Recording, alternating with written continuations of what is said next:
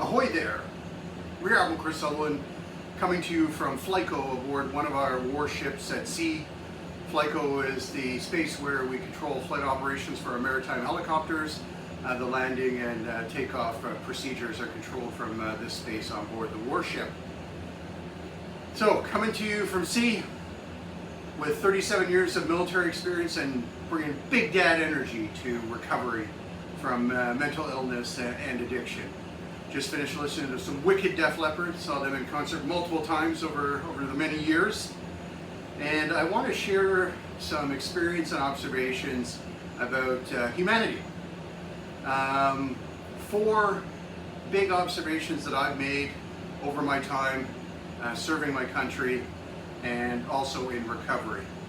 And that first observation is that everyone, and I mean everyone, struggles with insecurity. I have served with 4-star generals, admirals, political leaders, business leaders, and all of them struggle with insecurity, imposter syndrome. Now, many of them wear masks, and some of them are productive and positive, but some handle insecurity in very destructive ways that harm themselves and others. The second observation, everyone, and I mean everyone, has a void they're trying to fill. I tried to fill my void with alcohol for over 20 years. And I'm fortunate in recovery to have the opportunity to try and fill that void with more healthy pursuits. And I'll talk about that in a later episode, or those. Third, everyone has shit going on in their lives, stuff going on in their lives. And that was supercharged by the pandemic, and we're still recovering from that. I've had very good friends who've lost loved ones to suicide in the wake of the pandemic. It has broken social connection in a big way, and we're still trying to get over that and mend that. Compounded by social media and a whole host of issues. And I must confess, I am the ultimate angry nice person. If I let you in into traffic and you don't say thank me or thank you, like, watch out. If I hold the door and you don't express a bit of gratitude, watch out. I'm working on it, and I'm trying to take a big view of things when incidents happen and recognize that that person probably has a lot going on in their lives, and maybe I shouldn't be so such a jerk about it. The way people handle these 3 things, how they deal with insecurity, how they deal with the voids in their life that they're trying to fill, and the fact that they've got so much stuff going on, I assess to be how people deal with that is a mark of their character, but also an indication of the trauma that they've endured over their lives. And those that turn it to a force for good, I assess are generally very happy people. And those who are unable to overcome or turn to more damaging behaviors and practices are pretty unhappy in their lives. So it's a pretty good indication in my experience. And finally, the 4th thing is humanity. We are horrible at intimate communication. I'm grateful that I had the opportunity to go to Edgewood for rehabilitation for treatment, a treatment center in Nanaimo, British Columbia, 55 days. And there I learned about intimate communication.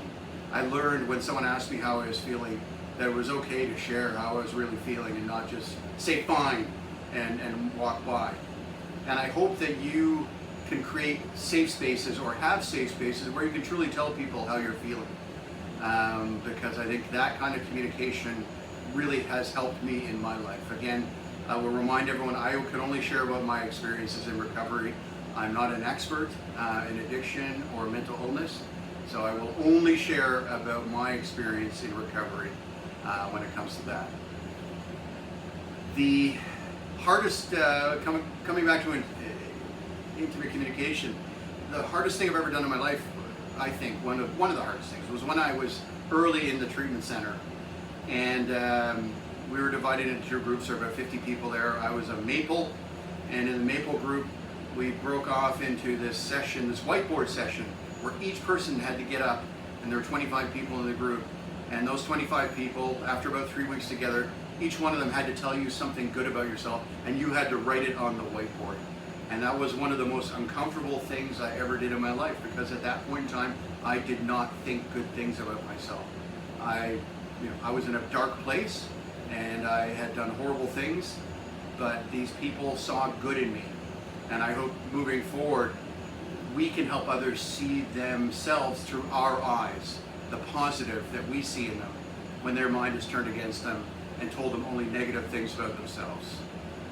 So that's what I wanted to share. My experience and observations after 37 years in the military, over a half century on this earth. I firmly believe everyone struggles with insecurity. Doesn't matter how rich and powerful you are. Everyone has a void they're trying to fill. Hopefully you can find a healthy way to fill it, vice destructive ways. Everyone has stuff going on. Child care, elder care, family issues. And we really have to practice that intimate communication to find those healthy connections and help us with our recovery. So this is Rear Admiral Chris Sutherland, aka the Alcoholic Admiral, signing off for now. I look forward to joining you soon. Make good choices, stay hydrated, and be kind. Thanks very much. Cheers.